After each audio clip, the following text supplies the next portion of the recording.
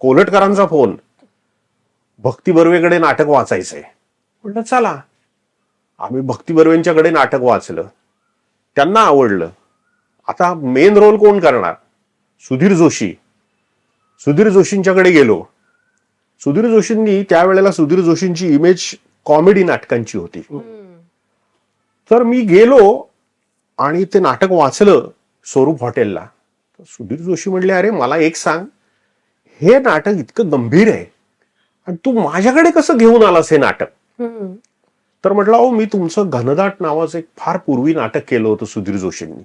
त्याचे 8-10 प्रयोग झाले होते फक्त.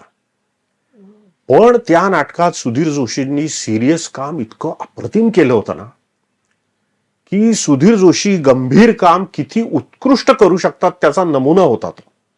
मी म्हटलं, मी तुमचं घनदाट पाहिलेलं होतं आणि माझ्यावर विश्वास ठेवा. सुधीर जोशी घळाघळा डोळ्यातनं पाणी येऊन रडायला लागले. ते म्हणले, अरे माझं ते काम कोणाच्या तरी लक्षात आहे हेच आज मला कळतंय.